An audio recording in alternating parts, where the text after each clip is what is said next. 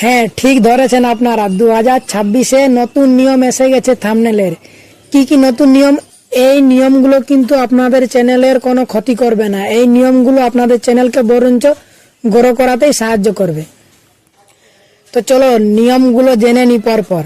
তো প্রথম নিয়ম হচ্ছে আপনাদের যে ইউটিউবের থাম্বনেল, এই থাম্বনেলে আপনারা মাল্টি ল্যাঙ্গুয়েজ ইউজ করতে পারবে। অর্থাৎ মনে করুন আপনাদের ভিডিও বাংলাতে আপনারা ভিডিও বানান, আপনাদের ভিডিও যদি আপনারা মনে করো ইংরেজিতে যারা দেখে আপনাদের ভিডিওতে এই নিয়মটি কিন্তু আগেই এসেছে যে আপনাদের ভিডিও হিন্দিতেও চলবে এবং ইংরেজিতেও চলবে।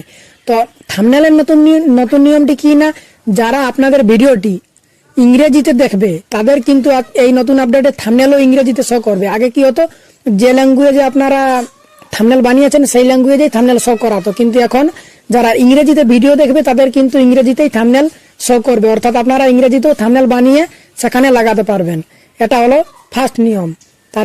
তারপর সেকেন্ড নিয়ম হচ্ছে, আগে কি হতো না, টিভিতে যখন ভিডিও দেখাতো, আপনাদের ভিডিওগুলো যখন টিভিতে কেউ চালায়, তখন আগে কিন্তু এই নিয়মটা ছিল কি না, টিভিতে কোনো থাম্বনেল থাকতো না। অর্থাৎ টিভিতে কোনো থাম্বনেলের ব্যবস্থা ছিল না। কিন্তু এই নতুন আপডেটে কি হয়েছে না, টিভিতেও আপনাদের যে থাম্বনেল, সেই থাম্বনেল আপনাদের টিভিতেও কিন্তু শো করবে। 3 নম্বর আপডেটটি হচ্ছে, আগে কি হতো না, আগে আপনাদের যে কোনো ভিডিওর থাম্বনেল ম্যাক্সিমাম 2 MB এর বেশি আপলোড করা যেত না।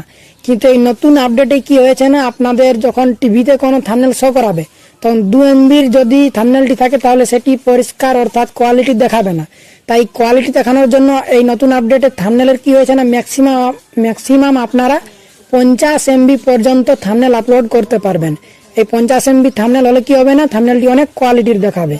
তো এই 3টি আপডেট আপনাদের চলে এসেছে নতুন।